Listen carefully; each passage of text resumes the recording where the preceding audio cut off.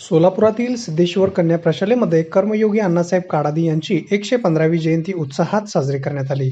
प्रशालेचे मुख्याध्यापक गोटे मॅडम यांनी आपल्या स्वागत व प्रास्ताविकमध्ये कैलासवासी आप्पासाहेब काडादी यांच्या जयंतीनिमित्त राबवण्यात आलेल्या एक मूठ एक धान्य या उपक्रमाविषयी माहिती दिली.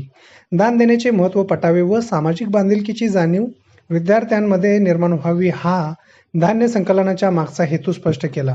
प्रशालेतील ज्येष्ठ सहशिक्षक सुभाष माळी यांनी अण्णासाहेबांची जीवनगाथा सुबोधरित्या कथन केली. आप्पासाहेबांची दूरदृष्टी, आप्पासाहेबांच्या विचारांची गती देण्याचे काम आपण निरंतर चालू ठेवू असं प्रशालेच्या वतीने हमी दिली. त्यांच्या सामाजिक व राजकीय कार्याची दखल घेऊन 2012 भारत सरकारने त्यांच्या नावाची तिकिटे छापण्यात आली. आप्पासाहेब काडादी यांची व्यक्तिरेखा अनुभवण्यासाठी इयत्ता 8वी ब ची विद्यार्थिनी कुमारी शरयू गौडगाव हिने आप्पासाहेबांची वेशभूषा परिधान करून त्यांचा परिचय करून दिला. हे संकलित केलेले धान्य आपल्या संस्थेच्या वसतिगृहाला समर्पित करण्यात येणार आहे. यामध्ये गहू 250 किलो, तांदूळ 150 किलो, तूर डाळ 50 किलो, मूग मटकी 50 अशा धान्यांचा समावेश होता.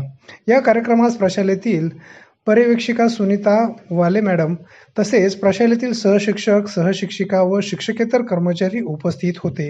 या कार्यक्रमाचे सूत्रसंचालन व आभार प्रशालेतील ज्येष्ठ सहशिक्षिका व सांस्कृतिक विभाग प्रमुख अश्विनी कुलकर्णी यांनी मानले होते.